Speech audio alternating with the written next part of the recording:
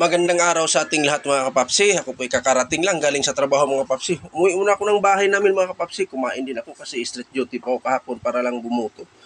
Ayun, nandito na po ako mga kapapsi. Tapos ako kumain, nagbihis na ako. Kunting hugas lang. At ako po'y papalabas na sa aking tinitirahan dito sa Maynila mga kapapsi. At pupunta po tayo sa butuhan. Bubuto po tayo mga kapapsi.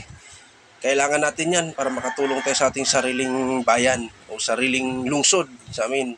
Pipili tayo ng mga magaganda at magagaling na opisyal dito sa amin. Ngayon mga papsi, naglalakad na po ako kasi medyo malayo-layo pa mula sa amin yung butuhan mga papsi.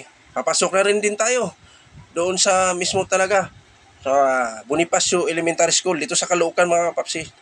Napakaraming tao na dahil medyo tanghali na. Kasi kumain pa kasi ako sa bahay mga kapapsi. Ito po, ang kaganapan dito mga kapapsi, medyo mabilisang video-video lang tayo, hindi tayo masyado nagtatagal. Pasilip-silip lang mga kapapsi, yan. Dito po yan sa loob ng Bonifacio Elementary School, yan, mga kapapsi.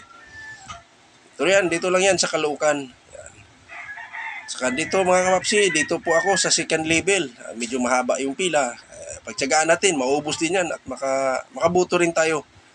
Sa umpisa lang yan, marami mga kapapsi, mamaya wala na yan. Yan, nakipila na lang din tayo mga kapapsi. Yan. Hindi ko na pinakita sa inyo pagbuto dahil medyo hindi daw pwede mo gumamit ng cellphone. Kaya pinakita ko sa inyo at ako'y tapos na rin bumuto. Yan, yung aking bunsong anak, sinama ko na kasi siya na maiwan sa bahay. Naglalambing mga kapapsi. Siyempre, yun na naman talaga tayo.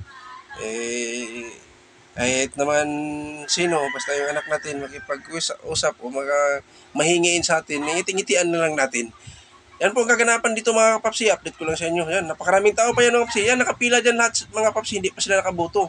Ako kasi nakabuto na kaya dito video ako sa taas.